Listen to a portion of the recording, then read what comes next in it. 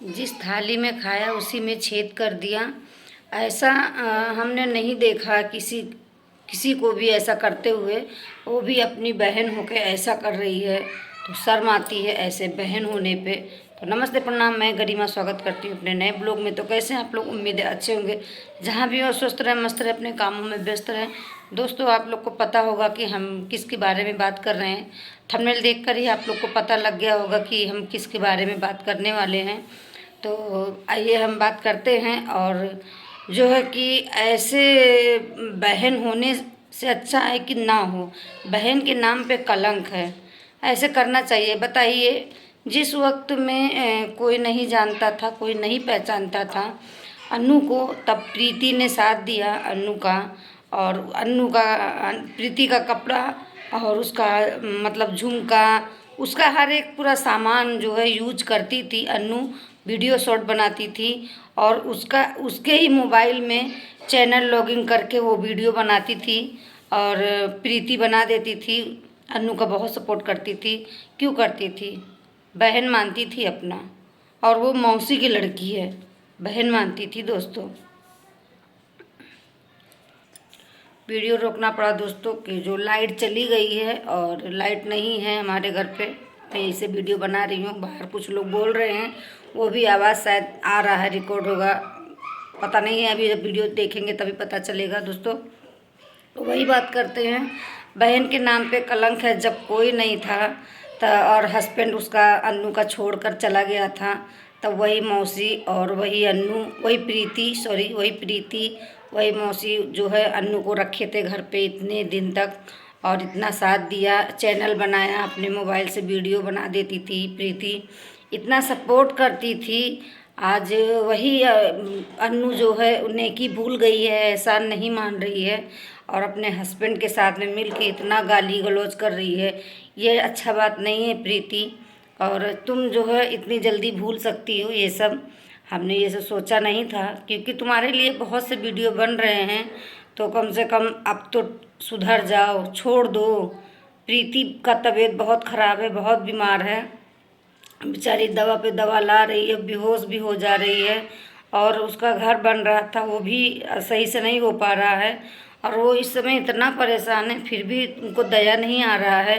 थोड़ा सा नेकी मान लो, थोड़ा सा एहसान मान लो, क्योंकि जो इंसान जिसे थाली में खाता है उसमें छेद नहीं करता, लेकिन तुम कर दी, दिखा दी। अगर कोई गैर करता दोस्तों ये चीज़ तो हम मानते। वो भी अपनी मौसी की लड़की, वो भी बहन है, मौसी की लड़की, कोई गैर थोड़ी हुए हो। तो बहन बहन एकदम है। तो बहन होकर जब ऐसे कर सकती है तो कोई गैर करेगा तो क्या हो?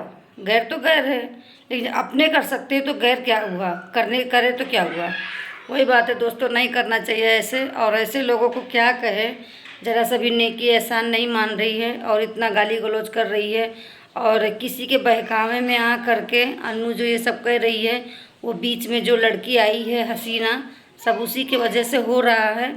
और अपने अपने होते हैं, गैर गैर ही होते हैं दोस्तों।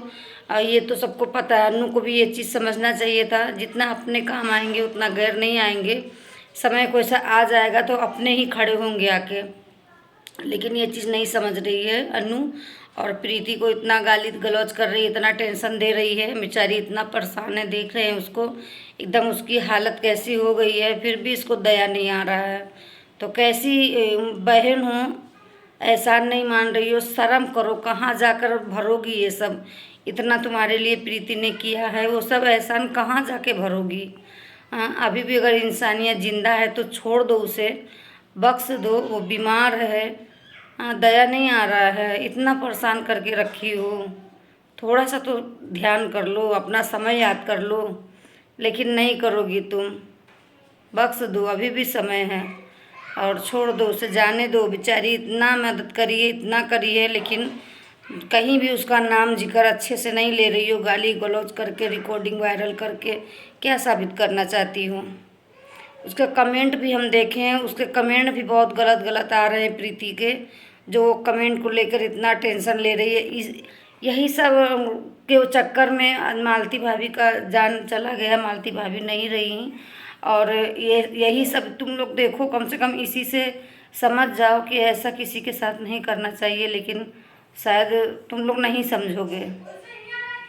जिस वक्त छोड़ कर के गए थे तुम्हारे हस्बैंड, तब कोई था नहीं था तुम्हारे आगे पीछे, तब वही प्रीति थी, वही प्रीति सपोर्ट करती थी तुम्हें हर एक चीज़ के लिए। और आज वही प्रीति को तुम जो है ऐसा कह रही हो, बड़े अफसोस की बात है।